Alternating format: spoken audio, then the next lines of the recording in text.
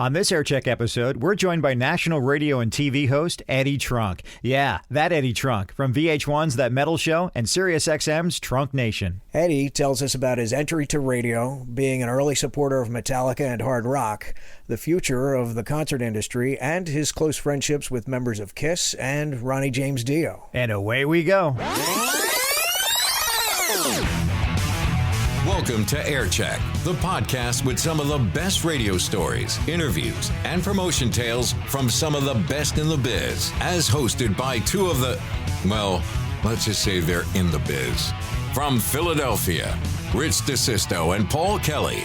I'm Rich DeSisto. And I'm Paul Kelly. On this Aircheck session, we're thrilled to have with us someone who really is all about music. From record store employee to being the hard rock ambassador of the radio and music industry. Through radio and television, he proudly carries that torch, and with a rallying crowd of his hard rock peers, they poked a little fun at his expense to celebrate his 25th anniversary back in 2008. Guys like David Ellefson of Megadeth, Ronnie James Dio, Jim Florentine, Tony Iommi, Scott Ian of Anthrax, Rob Halford, and even Chris Jericho. Not that I'm name-dropping or anything. Woo! Smells like Eddie Trunk in there. Who? Eddie Trunk? Who's Eddie Trunk? Just want to tell you that what a horrible misery it's been for all the times that you dragged me to that horrible place that you make us talk on the radio. Take your 25 years and stuff it. Congratulations on your 25 years. Soon you'll be as old as me. Eddie Trunk was born to be on the radio because he is an ugly motherfucker. For 25 years, Eddie Trunk has been the biggest DJ in New York City. Literally, what is he tipping about 450 now? 465? Fat bastard. All right, Eddie Trunk, 25 years in the business, you know. God still knows nothing. All right, Eddie, so it seems like they've been letting you do this for 25 years, huh? It's a long time, but whose idea was it to put him on TV? Wow, Ed, I got to give it up for you, man. 45 years on the radio. That is an amazing accomplishment. 25. 25? 25 is just the years he's wasted talking about KISS. Eddie Trunk looks like the quintessential rock star. I mean, look at him right now. Look, take a look at him. Everyone look at him. He's got the hair of David Lee Roth. He's got the face of Meatloaf. And he's got the body of Ann Wilson. 25 years of heavy fucking metal. It doesn't get any better than that. Wow. Let's welcome to Aircheck, Eddie Trunk. Thank you very much, guys. Great to be here. Thanks so much for having me. Love having you on this session, Eddie. You know, you've been at this for a long time. 25 years has now turned into 37 years. But take us back to the beginning. Take us back to those early days of when you were bitten by the bug, when you knew you wanted to be around music, your initial love of music, so much so that it drove you to these new heights these 37 years or so, specifically hard rock and heavy metal. What is that story that you tell your friends about how you got your first gig on the radio? Well, for me, my interest in getting into radio was about the ability to share music that I loved with other people. That was the only thing. I didn't have some great ambition to be a broadcaster. I didn't ever have any real desire to be on the radio so people could hear me. I only wanted to be able to have another outlet that I could take records that I loved and share them with other people and turn other people onto them. So I started out as a kid right out of high school working at a record store. And my radio station across the street from the record store that I grew up listening to in New Jersey was WDHA. And the owners of that station would come into the record store, and I would always badger them about these records we were selling that they weren't playing. And then I found out the manager of the record store I worked at the time had a pirate radio station in his basement in Staten Island. And he called me up and he said, you know, you want to come try out radio? Come to my house on a Sunday night. I didn't know what he had planned, and I went there and I discovered he had this illegal transmitter and console in his basement. And he was really into top 40 radio, which wasn't my thing. He was into big compression and processing that he had on, and he was all about hitting the post and all that stuff. All of that meant nothing to me. I was just like, hey, I want to just find a way to share records with other people. So there I made my first air check. And then I brought it to DHA, and they were like, what is this station? We never heard of it, because it wasn't a legal station. And that was at least good enough to get me in the door there as like an 18-year-old kid. And then when I started sort of hanging out at the station, they had told me, and I was shocked to find this out, that they really didn't, the DJs really didn't get to pick all the music that they played. And I was like stunned, because that was the whole reason I wanted to do it. So I said, well, how about you guys give me a show? I don't care what hours they are, just so that I can do my thing. And that's how this metal show that I do to this day was born. And that's where I basically got the initial itch to get into radio. So once I sort of started getting into it and discovering it, I really sort of, I went through all the ups and downs like anybody else, and every shift and day parts and doing my own show, doing format. But it was just something that I always stuck with and that I always enjoyed. Even throughout my life, as I did other jobs, I worked for a record label. I continued to work in the record store. I managed acts. Whatever I did, I always did radio consistently throughout my whole career since 1983. Well, let's talk about the record store, Rock and Roll Heaven. Do we call that the linchpin? And Jonny Z, who is he and what does he mean to you in your life? Well, Rock and Roll Heaven was a store that I grew up going to. I didn't work there, but I grew up going there, as well as a store called Vintage Vinyl, which at the time was in Irvington, New Jersey. Vintage Vinyl still exists. It's in Woodbridge, New Jersey. It's still one of the marquee record stores on the East Coast. But those were stores I just went to as a kid. I'd buy records there. I would buy import rock magazines and things like that. Nestled in a quiet New Jersey town is a little store called Rock and Roll Heaven. You won't find Elvis or Fats Domino in these stacks. You'll find Stormtroopers of Death, Rat and Twisted Sister, the masters of heavy metal. I listen to some music and it kind of puts me to sleep, but listen to heavy metal and it gets me going, really gets my adrenaline moving, you know what I mean? Why do you like heavy metal? Active, powerful. Heavy metal music has come under heavy attack. Parents groups have condemned the lyrics and the bands. The parents of one California teenager are suing Ozzy Osbourne, claiming that his music drove their son to suicide. The music has been around since the early 70s, but when disco died, new wave washed up, and punk petered out, heavy metal filled that vacuum, and it's becoming more and more popular with every day. It's starting to move up there. It's bands are getting signed to major labels. And it's a type of music that can't be ignored anymore. Rock and Roll Heaven receives between 5 and 10 new metal albums a week, and the store says that there are so many bands blasting onto the scene that it's hard to keep up with all of them. Barry Manilow, you better cover your ears. But Jonny was a huge part of my story because I was going to his store, Rock and Roll Heaven, and I was buying imports. And then I was taking them and playing them on the radio at DHA on my metal show. And you got to remember, at this time, there was nobody doing a metal show. I mean, there may have been one or two others in the country total. There was a show back then in Philly called Metal Shop, but yeah, you're right. So it was a really unique thing, especially on a commercial radio station. So it quickly became newsworthy that I was doing this. And when I would go in Rock and Roll Heaven, Jonny just started giving me records instead of making me pay for them. He said, try this, try this. I said, why? And because he quickly realized if I played the record, more people would come in and want to buy it the next weekend. So it was like the early days of promotion that was going on there. And then shortly into doing radio, like months into doing it, Jonny showed up at the door of DHA unannounced with a bag under his arm. And I said, what are you doing here, man? What's going on? And he said to me, I got a band I need you to play. I need people to hear this band. I can't get arrested with them. I put my whole life on the line, my money on the line, my house on the line for this band. I need to tell them they got played on the radio. I was like, well, leave it. I'll check it out.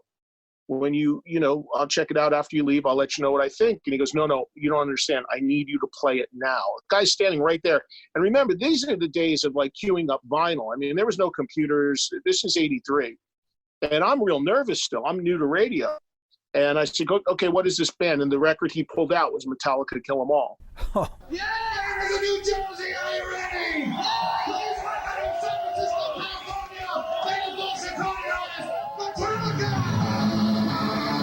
He had just signed this unknown band from the Bay Area. He had them living in New Jersey. He just needed to get something going with them. And I played it. And I tell people all the time that I would love to tell you, and I was so smart that I heard the future or what have you. But I just didn't know what I heard because I'd never heard music that extreme at that point. And he was incredibly grateful that I did that. He wrote on the album, Ed, you were the first, thank you, which I still have. Nice. And he said, if I can ever get this band going, I'm going to hire you to work for my record company.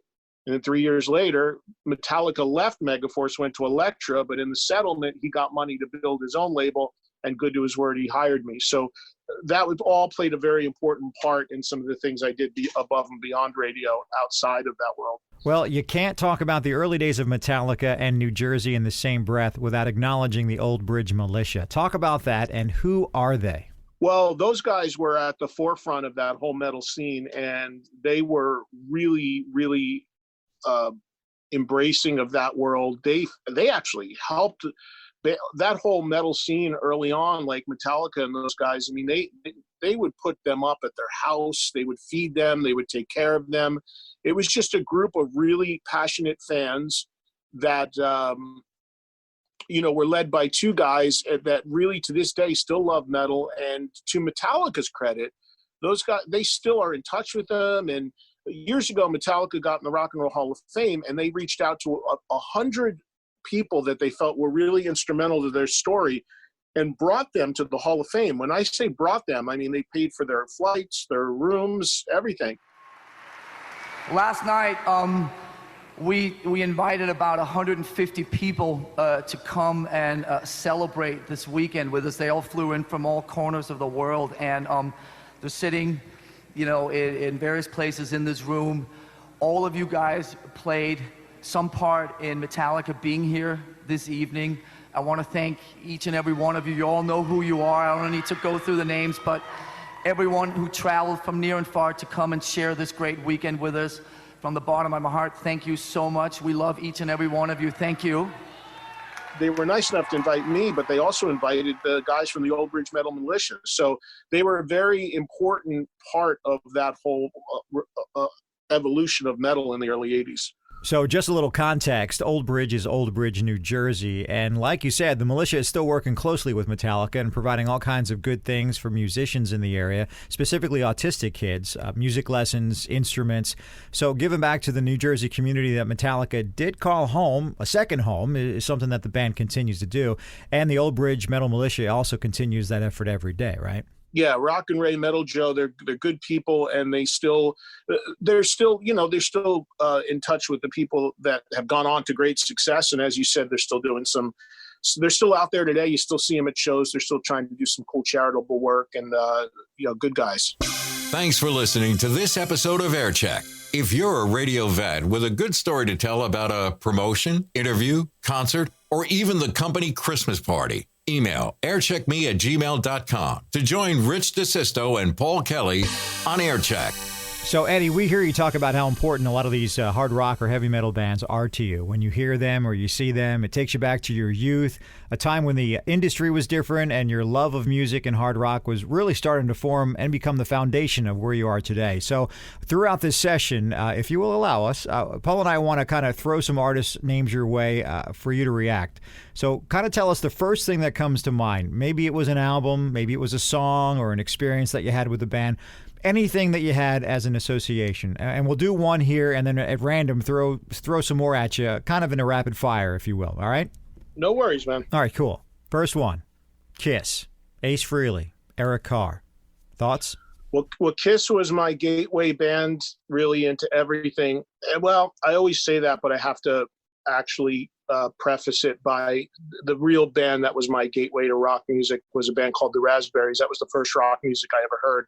But the band that just set me on my path was KISS by far. It was the biggest impact of any band. I was 12 years old, walking home from junior high school, 13, and got my first KISS record, and that was it. It was just totally consumed with that world for a couple of years. There was no other band that existed.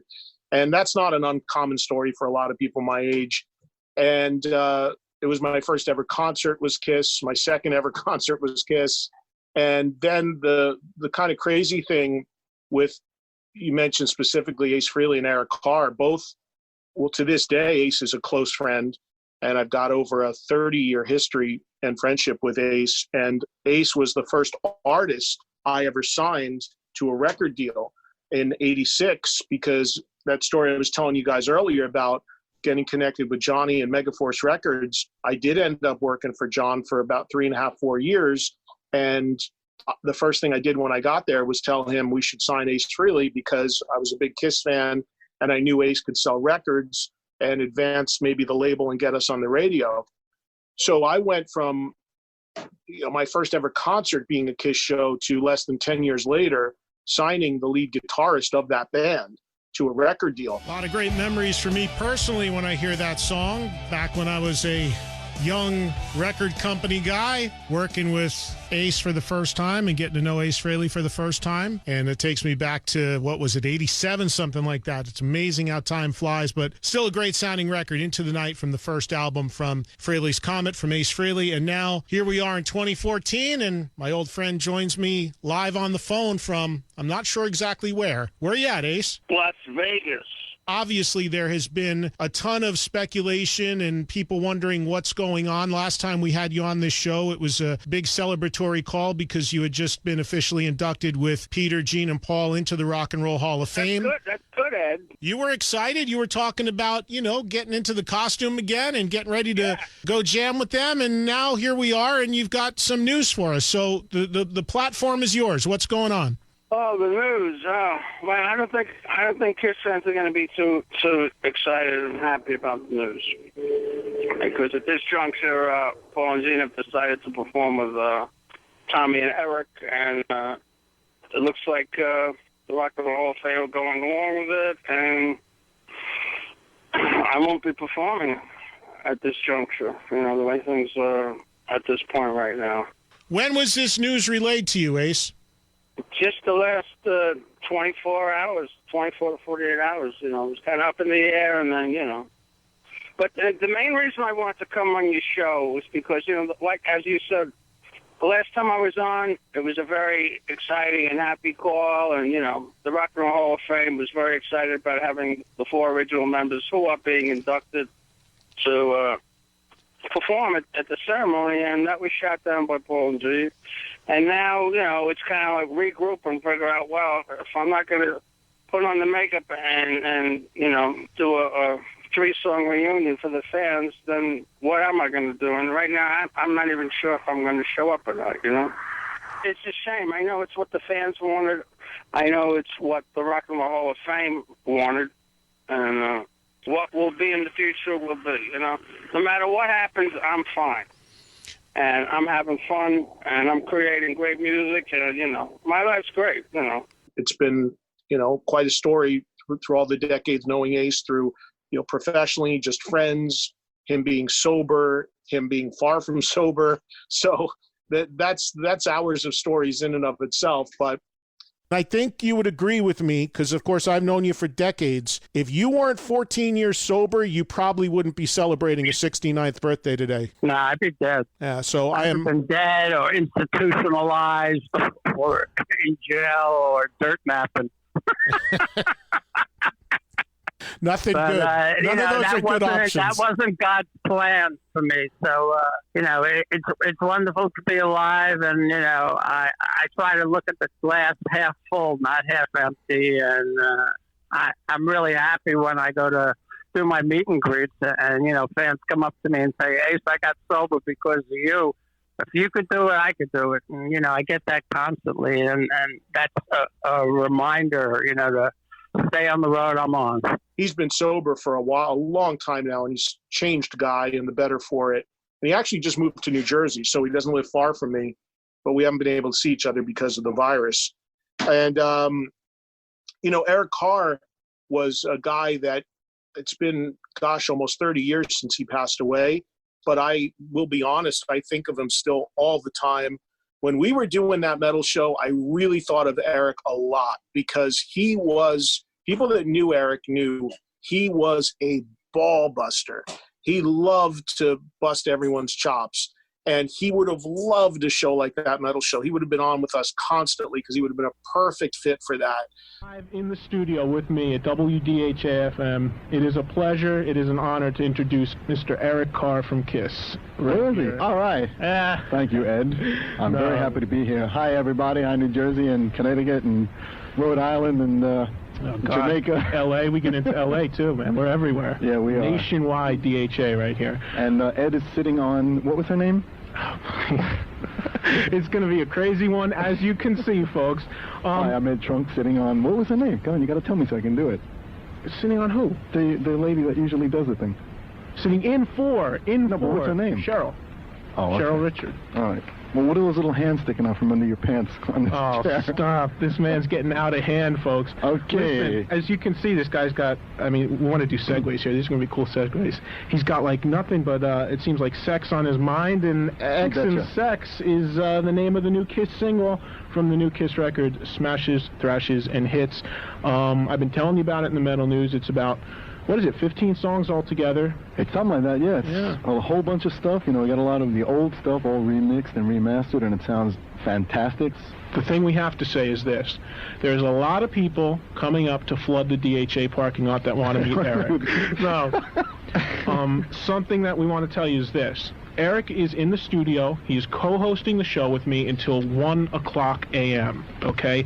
No one can come into WDHA tonight, but we will be out, and Eric promises he will sign every autograph on whatever part of your body you want it to be signed. Thank you.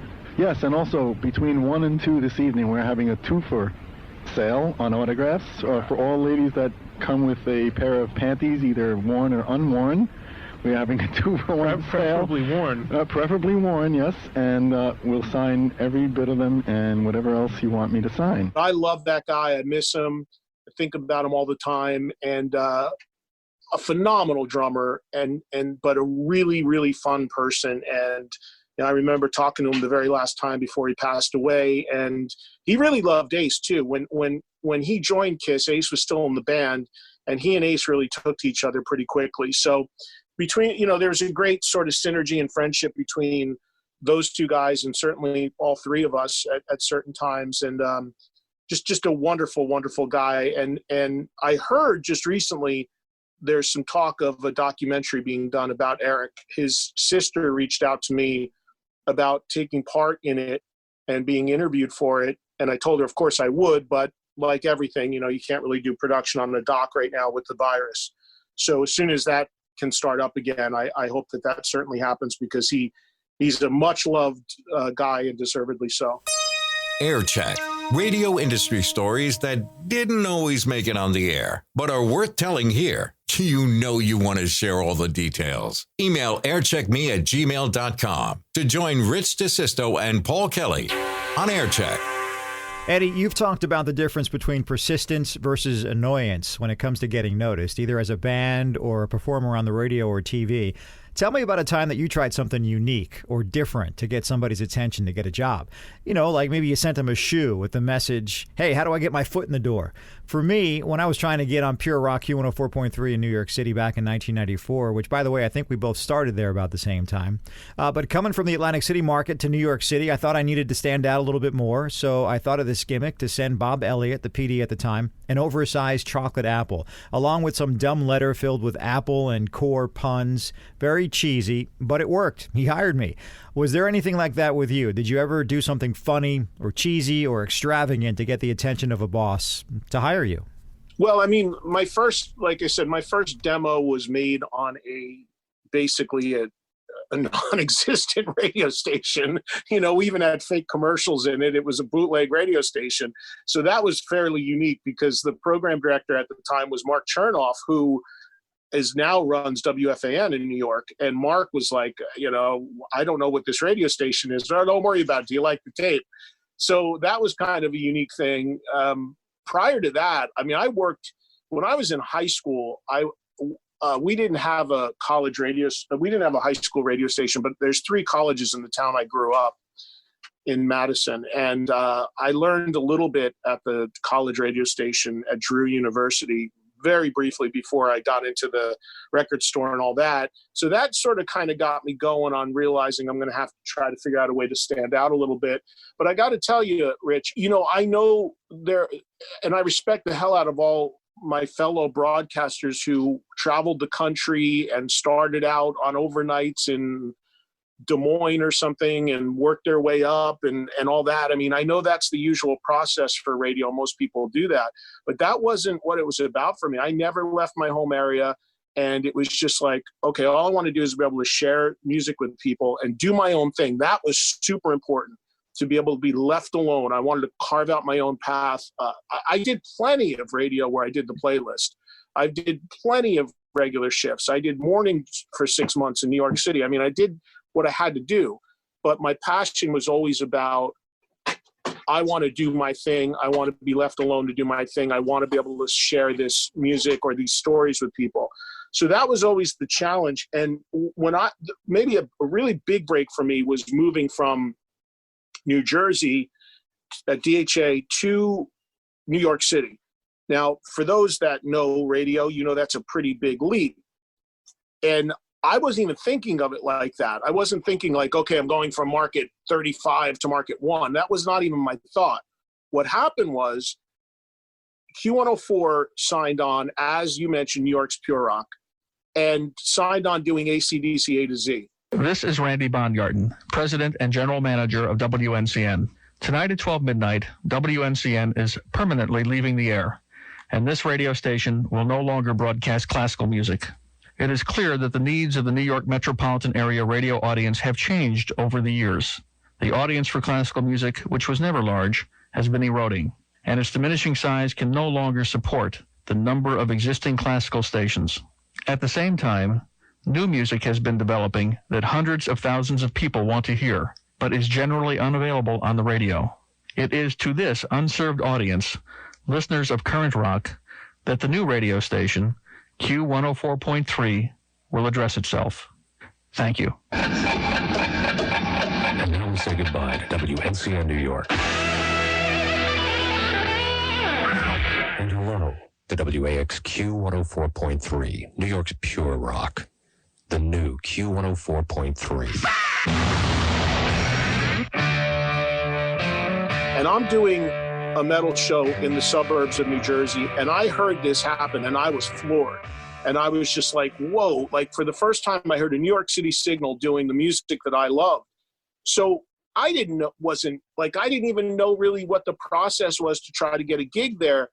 So people hate when I say this because people try so hard, I know, but I didn't really try that hard. What I did was, I'll never forget it. I took a cassette, because back in those days, you used to get a lot of cassettes and demos and air checks, and you would just put a piece of tape over the rejected ones and use the blank tape for air checks. So I took a piece of Scotch tape and I put it over the tab to record on the cassette, and I will never forget it. I threw it in the skimmer, and I just, without even thinking, took my first 3 or 4 skims, dropped the cassette in an envelope, wrote my name on it, and sent it to, at the time at Q104, Ron Valeri was there. Bob Elliott had left. And I sent it to Ron's attention with just a handwritten note. And I said, hey, I love what you guys are doing, and I work at DHA, and I'm just curious if you had any openings. And like a week later, I got a call back from Vinnie Marino, who was Ron's APD or MD. And he said, can you come in? And I was like, sure. And I went in, and Vinny said, we only have Sunday night, 7 to midnight open. We liked your tape. Would you be interested? And at DHA, I was doing like 3-4 shifts a week. So I was just like, it's only one shift. Because again, I was not a radio guy. I didn't have the process of like, oh my God, this is New York, And I just knew that it would be cool to be on that station because it reached so many people. Like in New York, what appealed to me about a New York signal was I'm reaching 3 states as opposed to, part of New Jersey. So, and then they told me, well, it pays union scale, which was like, I don't know, $260 a shift or something. And then my eyes bugged out of my head because honestly, I was making like $9 an hour at DHA. So I'm like, wait a minute, I could come in, I could make more money doing one show than 4, and I'm reaching a ton more people. So I'm like, I'm in. And that started my path in New York City. So there was never really any sort of like gimmicky thing I did. It was just sort of staying true to what I did, building an audience for that world and being known for something, and then having those guys sort of recognize that. But the great irony of that whole situation was they hired me, but they wouldn't let me do my show. So I did format there. I just, and I was like, guys, I'm coming from doing, at that point, I'd been doing almost 10 years of my own show. And I'm like, you don't want me to do this? And they're like, Ron was very research oriented, and, no, we like you for what you do. We're already doing hard rock. We just want you to be on the air. And then from there, I jumped around to a bunch of different day parts and stuff. And then, ironically, after that station fell apart, I went to WNEW, and that's where they did let me do my show. So it's a crazy story. It really is. Yeah, persistence versus annoyance, Eddie, was one of the things that Rich mentioned, and it's a phrase that you've used in the past. And I have to think that you've mastered this concept in your own lifestyle. You're using it as a piece of advice for others, but I really believe you've mastered it. And the reason is because it's not often that you can walk into a general manager's office without having any radio experience with your idea for a radio show that you think is great and is going to work, and they say yes. Yeah, well, it is a fine line, and whether it's artists looking for airplay or whether it's a radio person looking to get in the door, or really in any walk of life, if you're trying to get a gig or get connected in some way, to I really believe firmly in that you have to show drive and commitment and be passionate about it and show that passion. But there's also a fine line where if you go over it, I know myself being on the other side of that fence, like, oh, enough with this guy. I can't hear from him anymore. He's driving me crazy. So you have to kind of walk that line, and it's a balance, and you just kind of have to figure it out and feel it out and be tactful with how you do it. And I think that's really important in anything, actually. I mean, but it is important to show you still have a drive and a commitment for it. When those guys were coming in the record store, the owners of DHA, two guys by the name of Bob Linder, who has passed away, and Peter Arno was his partner. And they would come in and, I was a 17, 18-year-old kid. Yeah, Bob, your station's not playing, this record or that record, and we're selling it. And they're like, but I was, before I hit them with, that stuff, I'd be like, hey, can I help you with anything? How's it going? Just kind of ease into it. So it wasn't just as soon as they walked in, they got pounded. I would intentionally, they'd come in and I wouldn't even bring up that I should be doing this show for like one or two visits, so that, because the last thing I want them to do is like not come to the store anymore because there's that annoying kid that's going to bother us. Right. And then I'll be, if I'm being honest, also a big part of the reason why they decided to do it was the store that I worked for offered to sponsor the show. And we all know in radio, if you have a sponsor and it means making some revenue, that's a big plus too. So I was able to walk in with even though it was somewhat fabricated, a decent air check, a decent idea, and a sponsor, the store that I worked in. So I put together a nice, with the help of the manager of the store at the time, I put together a pretty good, case for them to let me at least try it. And then my first ever shift was a disaster, and that's a whole nother story in itself, but I overcame it, obviously. But that was just, I just really didn't know what I was doing, of course, and it was at night, and there was nobody to ask questions to, and it was a lot of dead air. We'll leave it at that. Well, speaking of firsts, you just recently did your first Facebook Live to kind of reach out to everybody during this pandemic. That was your home studio, I would imagine. A great collection of gold records on the wall, autographed memorabilia, Pure Rock neon sign. I used to have one of those as well, your backstage passes. Paul and I remember our first encounter with a rock star face-to-face. For me, it was Greg Allman. For Paul, Peter Frampton, right, Paul? Yes, Peter Frampton. What was your first? Talk about your first rock star interview. I really should remember this so easily, but it's a little foggy to me because it's been so long and there's been so many. And to this day, my gig is doing a daily rock talk show currently, which I interview somebody every day. So it becomes a bit of a blur. But there is a fairly legendary story tied to this, and it's one of my I can't necessarily say it was my very, very first one, but I can say that it was very early on, and it was one of the more legendary ones, and it involves the band Wasp and Blackie Lawless, their leader, and their guitar player at the time, a guy named Chris Holmes. Now, for people who aren't metal fans, Wasp was a pretty, at the time, extreme-looking metal band. Both of these guys are like 6'4", 6'5", leather, chains, the whole nine yards, and very, stud, manly leather metal, sort of thing. And their first record came out, I believe, in '83. And I was approached by the rep at Capitol Records, who they were signed to, and he asked if we'd be willing to have them in.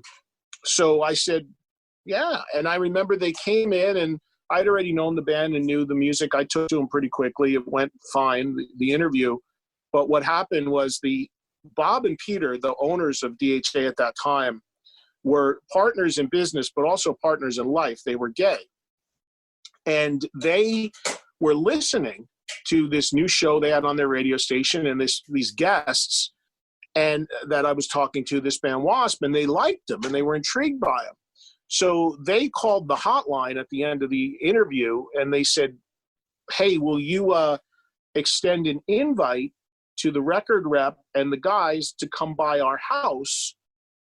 We're having a big pool party, and we would like to invite them and meet them and have them hang out with us. And I told the record label rep, I haven't heard from him in years, but I think he's still in the business. His name's Dave Morrell. He got all excited because he was like, oh, the owners of a radio station want to meet my band. Now we're going to get regular airplay, and let's go, guys. Right. And I stayed on the air because I had to finish my shift, and they went to the party having no idea that they were basically walking into, what was all gay guys in 1983 at a pool party. And these guys are in their total rock regalia, and they're expecting they're going to go to this party with chicks and hanging out with the owner of a radio station. And instead they basically walked into a gay pool party. And to this day, when I see them, they laugh about it and tell me what a curveball that was for them and not what they were expecting.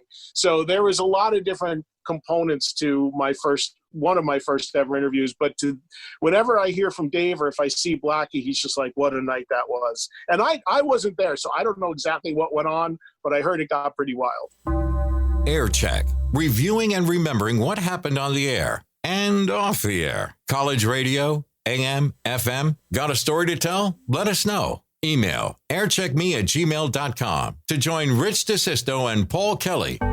Two Nimrods on Air Check.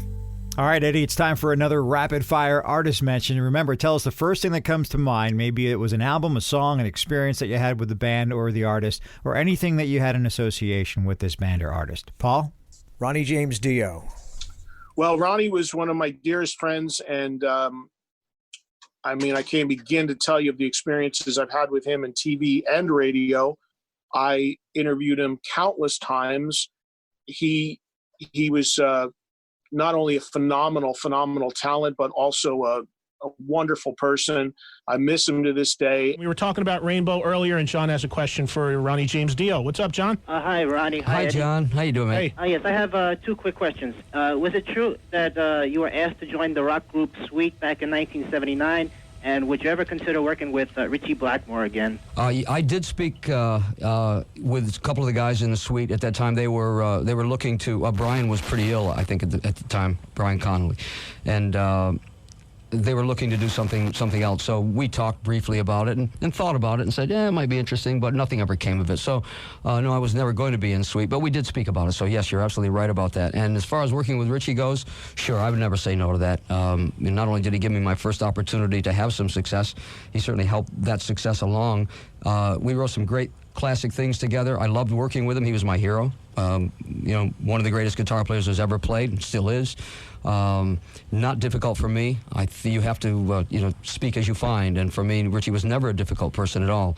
No more difficult than I am.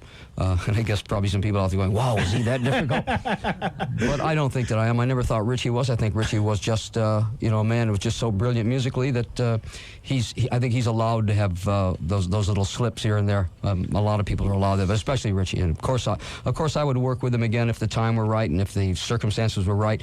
I'd like to think he feels the same thing. We've been very fortunate because we've never been in a slagging match with each other. I've never heard him say anything bad about me. I hope he's never heard me say anything bad about him.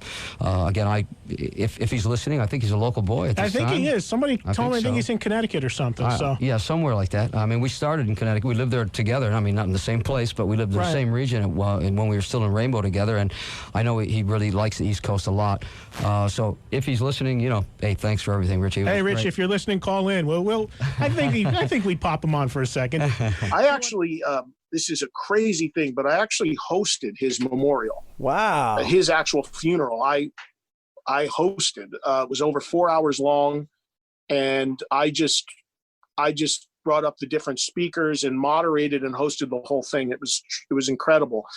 I look at the wall and I saw a bunch of album covers, and I saw this album with some angels smoking cigarettes on the cover. I said to the guy behind the counter, "I'll take that one." He handed me the album, and I took it home, and I knew it would piss off my parents, which is really why the reason I and dropped the needle on the record. And what I heard absolutely floored me.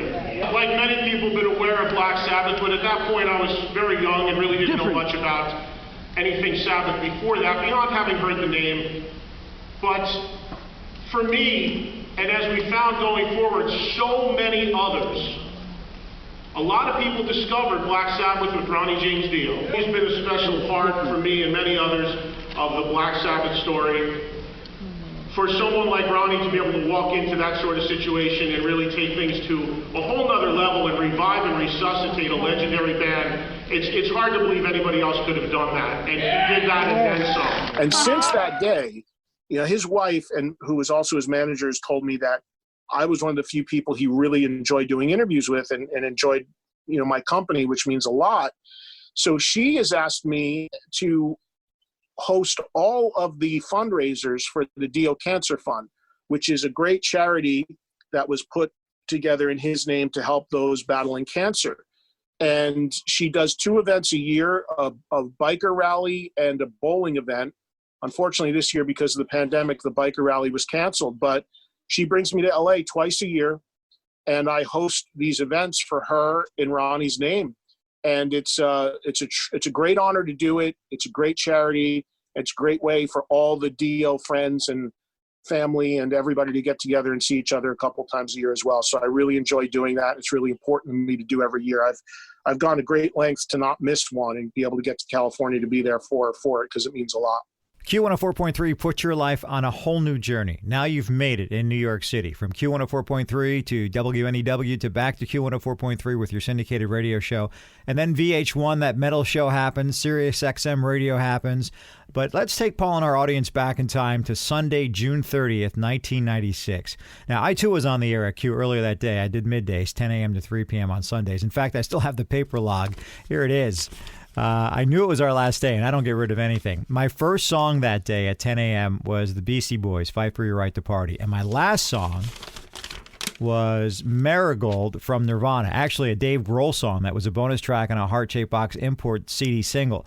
But later that day, you were on, and that shift, your show, had so much more significance. Tell that story. I went that weekend. KISS had done their reunion. They were on their about to start their big reunion tour. I flew with some friends to Detroit to Tiger Stadium to see the first show, which was on a Friday night, I believe, or Saturday. And I, at the time, was doing 7 to midnight on Sunday night. And I got a call from Randy Baumgartner, the GM. I hope I got his last name wrong, but Randy Baumgartner. And he called my hotel room, which, I never heard from this guy ever about anything. And he told me what was going on. And he said, the station has been sold. It's changing formats. And basically everybody has been let go. And you can contact AFTRA about your last payment and whatever. And he said, they're taking over and they're flipping it at midnight on Sunday into Monday. He said, now you're scheduled for 7 to midnight. He said, I don't know if you want to do the shift or if you just, don't want to do it, that's fine. And I'll just tell them you're not, you've been let go, so you're not going to stay. And I said, no, I'll do the shift. I said, I think, it'd be right to do the shift. And I said, don't worry, tell them, I'll be professional. I won't do anything out of line. And he said to me, okay. And that was it. So I flew back from Detroit, I think that morning on Sunday, and then got to the radio station around 5:30 for a 7 p.m. shift. And I'll never forget it because when I got to the floor to open the door, there was a security guard outside the door. And that had never happened before. And I said, I'm here to do the last shift. And he had a sheet of paper. He saw my name on it. He said, okay, you can go in. And I walked in the offices, and it was like something out of Star Trek with the parallel ship, because it was this place I worked at, but it wasn't anymore. I mean, they were taking down cubicles and people were in and out. It was like, this is like a whole nother universe. So I walked in, and that's when I met Kurt Johnson and a guy named George Wolfson, who was the GM, the incoming PD and GM. And they said, hey, nice to meet you. And I said, hey, guys, you're not going to have a problem with me. I said, I understand what's going on. I said, I'll do the final shift. I'll do the format, and then I'll hand it off at midnight and wish you luck. Oh, thanks. You're being a great pro. Appreciate that, whatever. And I didn't know these guys at all. So I went on the air. I started doing the format.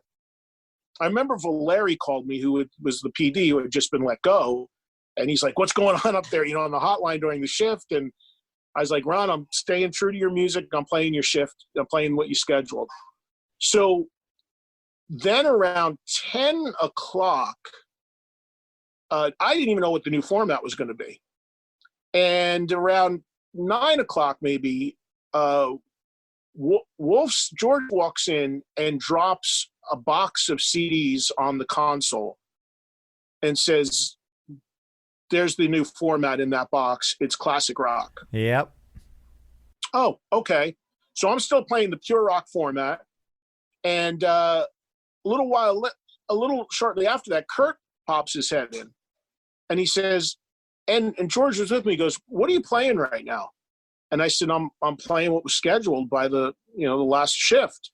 And he said, didn't you always want to play what you really wanted to play on this station? Because they were starting to stunt. They were going to, send some misdirection out there.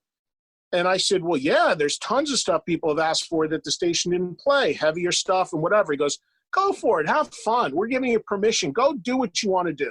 So I'm like, all right. Hell yeah. Well, the reason why I started taking requests and playing this stuff, the reason why they did that, this is the classic radio smoke and mirrors story, is they had their production director in the production studio, answering the phone calls from the people reacting to what I was doing. And those calls were people saying, this is always what I wanted to hear on this station. And they were taking them and cutting them into the new format. So those people were calling and reacting to me playing like Slayer and Skid Row. And hours later, they heard them cut into Nights in White Satin. Brilliant. So there's the smoke and mirror of it. But I did what I had to do. And then at midnight, I'll never forget. I'm like, okay, I'm going to play something cool to sign this station off that's going to give a message, but it's not going to blow the whole thing. So I'll never forget this. With 6-7 minutes before midnight, I came on and I just said something like, Teddy Trunk, thanks for listening to New York's Pure Rock Q1043. Now New York's Pure Rock fades to black. And I played Fade to Black by Metallica. Song ends, midnight hits, and they went into, as a stunt, sports talk. Really? Wow. And I'm gathering my stuff and I'm leaving. And they stopped me and they said, hey, you know anything about sports? And I said, a little. And they said, would you like to stick around for a couple hours? Our CFO is going to go on the air and do a mock sports talk show just to mess with FAN. And I said, I guess another hour or two on the radio in New York. I like sports, sure. And there's tape of this. It aired. So now I'm still on the air, and we're calling it some sort of sports talk, and I'm with the CFO, and we're doing a fake, not fake, but we're doing a sports talk show, and people are like, what the hell are these guys doing? So then finally around 3 a.m, I left. And as I was leaving, Kurt came up to me and said, you were total pro. You helped us out. We filled every shift and day part for this radio station except one. And that's, I think it was overnights, or it was weekend overnight or something like that. And he said, do you want to do it? And I was like, to hold on in New York? Sure. And to keep a gig and keep income? Sure. So I went from like knowing at midnight I was fired to a couple hours later being rehired by the new company. Wow, how about that? Kind of full circle. Very, very reminiscent to when you got the last shift the first time around at Q104.3 from Ron Valeri. Oh, yeah. That led to me segueing into doing the classic rock / classic hits format. And I stayed there for a couple years and did every shift from overnights to morning drive for 6 months before they brought in a DJ named Darian O'Toole. And before she started, they had let go the previous host, and I was the Band-Aid in the middle. So I knew that going in, but I got to do 6 months of morning drive in New York to host. So it was a wild experience. It was like all over the map. And I went from playing AC/DC and Slayer to Moody Blues and classic hits to morning drive to overnights to weekends. But it was just about being adaptable at that point, holding on in New York and showing them that I could do it and adapt to what they were throwing at me. Aircheck continues next. If you've ever worked in radio, you have plenty of stories to tell, and we want to hear them. Email aircheckme@gmail.com to join Rich DeSisto and Paul Kelly on Aircheck. All right, Eddie, time for another round robin artist mention. Go ahead, Paul. How about Van Halen? I personally have Van Halen, for me, the Sammy Hagar and Michael Anthony, that are two of my favorite people in the world, and two people that have truly in the last 15, 20 years become really good friends. Two of my favorite people in the world are three rocket scientists here. It took all of us about 20 minutes to figure out how to do a conference call. Come on. It took the bass player to do it. Well, we should give bass player to get anything done around here. Sammy, we should give credit where credit is due. Michael Anthony was the one that figured out the conference call on an iPhone. Today, you know, Sam, today will be my day. I'll drink to it, Mike. I'm telling you. Yep. But let's listen, not get Eddie, started there, Sam. It's way too early in the day. What do you mean? In lockdown? They moved the needle, man. It's not 5 o'clock anymore. It's noon now. It's during lockdown. Permanent it's noon. vacation right now, right? Yeah. Now listen, Eddie, when you first called me, just saying I'm going to put you on hold and get Mikey on the phone, I started laughing. Instantly, I just started laughing out loud, and I almost couldn't stop because I could see his face. You know, we've been on lockdown. I haven't seen my brother now for a month. It's been a month. Where were you guys when all this stuff went down? Where were you? You guys weren't on the road, right? Was everybody home? You know what? It all started coming down literally, Sam. I think it was right after we were supposed to leave for South America, which was, I think, March 12th. We were going to leave for South America. Yep, that's right. Yeah, the first gig was the 13th or something, and yeah, we were. That's when it happened. You're right. You know, Mike, I'm sitting there scratching my head going, I don't know what happened. And luckily we made the right call. Yeah, I was going to say, it's a good thing you didn't go over there and get stuck. Otherwise, we'd be hanging down in Brazil or somewhere like that right now. No, we'd be worse than it. We'd be like in Guatemala in some concentration camp or some American holding tank or something. Man, eating army rations or something. You know what I mean? Out of cans. I didn't realize you guys were going to South America. Did you? Has the circle gone down there much? Have you done a lot of stuff outside of the U.S. with this band, Sammy? No. We this was our first South American tour. For me, Mikey's been there with Van Halen.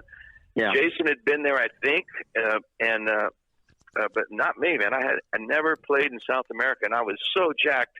Shows were, sold out, most of them, and it was like really something else. And then all of a sudden, the government said no. I was checking with some of our friends that we have, in the business and the government and stuff, and saying they were saying no. If you leave the country now, you might not be able to get back in. And we're going, what? And boy, yeah, sure enough, they're saying, but if you really want to come down, you got to use this, that, this backup, that, have this way out, and whatever. And we're like, oh my God, it was rough. I love both of those guys. When people ask me who are my favorite people to interview, one of my immediate answers is always Sammy and Michael, because they are just some of the greatest, most fun, real people you could ever meet. But outside of that, I have very little experience with Van Halen. I met Eddie Van Halen only one time in my life. It was very briefly. It was when Gary Sharon was in the band. And I don't know Alex Van Halen at all. And I've never, believe it or not, met David Lee Roth. Really? So I would love to do more with those guys. And I certainly know that Eddie is aware of me. We have a couple of mutual friends that we sort of talked through somewhat recently, actually. But they're an incredibly reclusive bunch. And they're the band that I'm asked personally about more than maybe any other on my radio show every day. And I just tell people, look, unless you want me to make it up, I don't know what to tell you because I really don't know what's really going on with them. They're one of the biggest, most loved bands in the world, but nobody can get any real information, whether it's Eddie's health, if they're ever going to do anything.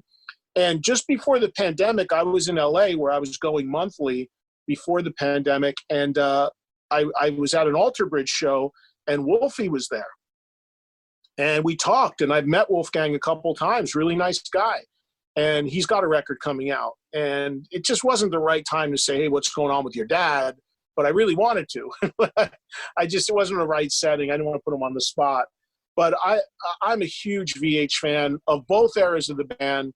And I really, really hope that Eddie is well, and I hope they do something, and so do the fans. But from personal experience, Sammy and Michael, great friends, great people, some of my favorites. The rest of the camp, I really just don't know. Eddie, you mentioned the pandemic in the past couple minutes here. I mean, do you have any crystal ball predictions on what's going to be happening with concerts, backstage, how all that's going to change? I mean, that's part of your lifestyle. Yeah, and as I touched on before, my current gig is a daily rock talk show on SiriusXM. I call it sports talk for rock fans because that's really how I model it. People call in and talk about a show or ask a question, or we have a ton of guests on all the time. It's an all-talk show about rock music. And the number one question that I get from my audience right now, and obviously a huge talking point through all of this, has been concerts, the pandemic. There's a lot of people that are getting screwed on ticket refunds when they should be getting refunds that aren't getting them in a timely fashion. There's a lot of issues with this across the board. For me personally, I've taken my hits like everybody else because I do a lot of work on the road, hosting concerts and things like that. And I don't have a crystal ball. I'll tell you, Paul, I wish I did, because I think there's so many people being hurt by this. The crews, I mean, people think of the bands, and yeah, the musicians, of course, that's a big part of it.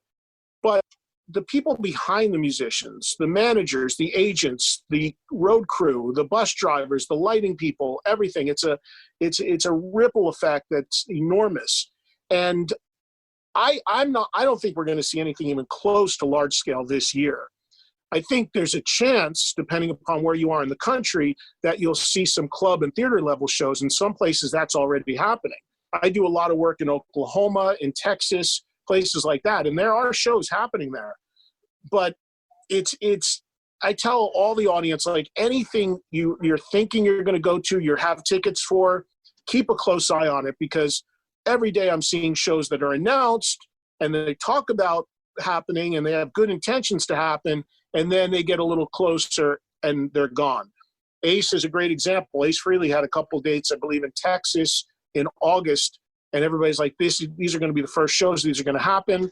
Ace is 69 years old. I mean, I don't think he's going to risk it right now, and he postponed the shows the other day. So there's a lot of people that want to get back out there. In some parts of the country, it's happening to the smallest degree, but I think in the major cities, you're really going to see virtually nothing for this year. And then what happens next year is really going to be contingent on what we look like going into the winter. And obviously, I don't think anything's going to be normal until there's a vaccine. But the artists that I talk to about this, and I ask every one of them about it, Alice Cooper is on my show today. Alice Cooper is in his early 70s. And I asked him how he felt about everything. And he's like, I'm ready to get out there when I can do it. You talk to other guys, they're in a bubble. They're like, until there's a vaccine, I'm not leaving my house. Hey, just wanted to give a quick hello and thanks to all my listeners and my affiliate radio stations out there. Hope you're all staying safe during these trying times, and I hope that our classic rock and roll gives us both some escape from all this crazy news. I'm almost done with Ozark, which is too bad because it's so great. And of course, Tiger King. Hey, look. I know I'm no Joe Exotic, but I am who I am. Really appreciate all the emails and social media posts about how everybody is coping during this pandemic. If we all do our part, we'll hopefully be outside and resuming the fun stuff like concert going and being with our friends again. So all stay safe, be smart, and hopefully sooner or later, we'll all be seeing each other in person once again. Can't wait to get back out and get on stage. And the bigger artists, the Alice Coopers of the world, obviously the Foo Fighters, the huge bands, they can afford to sit out for 3, 4, 5 years. I mean, Rolling Stones could sit out forever. You know, it's the smaller acts, the club theater level acts. They're the ones that are really feeling this pinch because they live and day to day through touring. The big acts, they can weather the storm. So I don't know. I don't think, unfortunately, anybody really knows where we're headed with this. And that's really a big part of the problem. There's so much mixed messaging. A couple months ago, don't wear a mask. It's good for nothing. Now you can't go anywhere without a mask. I think that's another big part of the problem is the mixed messaging, the mixed signals that people are seeing. And I can only hope that vaccine comes soon and we can get through this thing and we can get back to normal because I'm lucky I've got a daily radio gig still and I can work from home, but I've taken my hits like everybody else, but there's a lot of other people that are getting hit a lot harder than I am. Yeah, I think you're exactly right. The mixed messaging is definitely an issue. We need a national plan, and we don't have one. All right, Eddie, as we've been doing this entire session, a little rapid-fire artist mention. Here's the last one. UFO. One of my all-time favorite bands, one of the most underrated rock bands, I think, in music history. A band that I probably personally have turned on more people to in my life than any other. And that reverts back to what I told you guys earlier about my whole reason for getting into this is to turn people on to music, whether it be music from 40, 50 years ago or new bands. And I absolutely love that band. I think the greatest melodic hard rock band ever. And sadly, 2 members of that band passed away recently, Paul Raymond and Paul Chapman. It is Eddie Trunk live on SiriusXM 39. Sitting across the console from me, it has been decades in the making. I am thrilled to be seeing this man and having him in the studio, Paul Chapman. Thank you very much, Eddie. Thank you so much. It's been too long. Well, now it's here. I have been a fan for decades, needless to say. Do you have a lot of memory from back in the day? Are you good at recalling stories? Yes. You are? Oh, yeah. You are, because you've earned the nickname, as everybody knows, your nickname is Tonka. Yeah, the industry. Phil Mogg give me that. Tell that story. Okay. We were in Britain. No. We were in Spain doing about 9 shows co-headlining with Rainbow, and Def Leppard were opening with Pete Willis, and when Rick still had 2 arms, early Def Leppard. Mm-hmm. And I had to drive us back to the hotel or something because nobody else could do it. And when we actually got back there, and Phil turned Joe Elliott, and Phil turned around and said, it's slurred, he's like one of those yellow indestructible toys, what they call them, Tonka trucks or something like that. And Joe went, here, Tonka, hey, bloody that's great, man, Tonka. So it started creeping over, then the band started calling me Tonka. But Def Leppard, we were together all the time. So Phil Mogg or Joe Elliott gave you the name Tonka? No, Phil. It was Phil that said he's like one of those indestructible yellow toy trucks. What they call them, Tonka. Tonka truck. Yeah, Tonka toys, yeah. And then it kind of stuck. And then it started getting into magazines. And then Paul Chapman got dropped, and it would be like Tonka Tells All and this kind of stuff. And it just took over as a one-word name. Now, before you even joined UFO that time around, UFO had a tremendous reputation as being hard partiers. Right. But did you even exceed them at that time? Were you even? Yeah. Really? That's how the name came about. Wow, that's amazing. So you were bulletproof. Nothing took you down. That's what they say. What was I'm still here. I'm looking. You look great, man. Thank you. So do you. Well, want to go on a date? But seriously, man, you look great. Thank you. And for a guy nicknamed Tonka, you think you should be in here falling apart after all those years. No. That's, the Tonka thing's over. No more Tonka? Well, a little comes out to play now and again, but not that often. But I love the band to death. They're incredibly underrated. They have some people who are, people like Kirk Hammett and whatever are huge fellow fans like me, Mike McCready from Pearl Jam. So there's sort of like this secret society of hardcore UFO fans out there. And, some of the more, casual rock fans know who they are, but not enough do after a 50-year career. And I just, they're one of those few bands that just never sounds old to me and that I can always put on and listen to. And, that sort of desert island thing, they would definitely be up there for me. Yeah, Paul Chapman, I think, died on his birthday, too, June 9th. Sad. 66th birthday, yeah, completely unexpectedly of a heart attack, yeah. Wow. So I'm thinking of Eddie Trunk, a day in the life. I mean, what you do in a given day. I mean, between your radio show on SiriusXM, your Trunk Nation, your Trunk Fest on Access TV, your podcast, your Friday Night Rocks, your guest on Sully from Godsmack's podcast, and yet you still made time for Rich DeSisto and me today. So this is me saying thank you. Oh, thanks, Paul. I appreciate it. Look, I mean, I'm just lucky. I've been doing this for a long time. I'm lucky to still have the opportunities that I do. I'm grateful for it, whether it was TV or radio or whatever it is. I mean, it's just been great to build the audience that I've been able to build. And, by the way, I still do terrestrial radio. That radio show I started back in 1983 is still on the air, and it's still on Q104 in New York City. It's been a syndicated show for a really long time. I pre-produced it, so things have changed with it. But I'm not, as much as satellite radio has been great to me in the last few years, I am not someone who is like, anti-terrestrial in any way. I still think it holds a very important place. And still, for me personally, it's still something I enjoy doing. And I think, it's still a very important part of the most important part of my history and a big component of what I do. So currently I'm putting out 8 shows a week, 6 live for SiriusXM, and then a podcast, and then the show that's on the terrestrial show, which is now called Eddie Trunk Rocks, is on, I think, about 30 affiliates.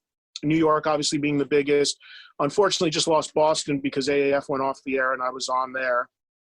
But Milwaukee, Kansas City, some good places, some good stations that it's on, and it's fun to do that every week as well. So I'm just really lucky and blessed that I've been able to hang in there as long as I have. I've built the audience I've had and had all the opportunities that I've had. I mean, I worked hard for them, don't get me wrong, but we all know it takes some good breaks and some luck along the way as well. So I've been lucky on all fronts. Let me ask you one more question. Sure. Does your wife like this music that you like? No, she doesn't, and neither do my kids. My kids are 16 and 12, and no, my wife is very much like Duran Duran. That was her thing growing up, and she still listens to the Beatles religiously and stuff like that. So there's only one band the two of us actually share that we both really like, and that's Soul Asylum, interestingly enough. I'm a huge fan of that band, and so is she. So that's pretty much the only bond band that we have that we both listen to.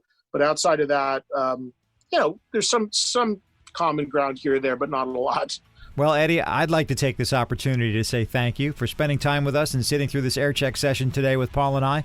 You're a very busy guy, but I'm guessing that you haven't worked a day in your life since 1983. You love what you do, it's obvious, and it's been great talking to you today and catching up and sharing those old pure rock stories. As a contemporary, as a friend, I wish you nothing but continued success. Thank you, Rich. It's great to connect with you. Best of luck with this. When you have this out there, if there's a link or whatever you want me to share, just send it to me. I'm happy to do it.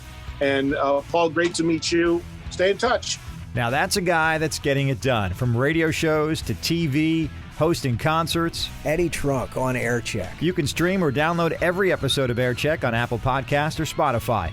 Make sure you subscribe and give us a great rating, too. Still to come in Season 1 of Aircheck, Danny Bonaducci. This is Rich DeSisto. And I'm Paul Kelly. We'll talk to you soon. See ya. Thanks for sitting in for this Aircheck. Back at you with more tales from the tuner soon. Questions, comments, or to be on an upcoming episode, email aircheckme@gmail.com. Musical props to Chris Gordon. Announcer props. Yours truly, Greg O'Brien, the OB. Aircheck is the creation of RDPK Productions.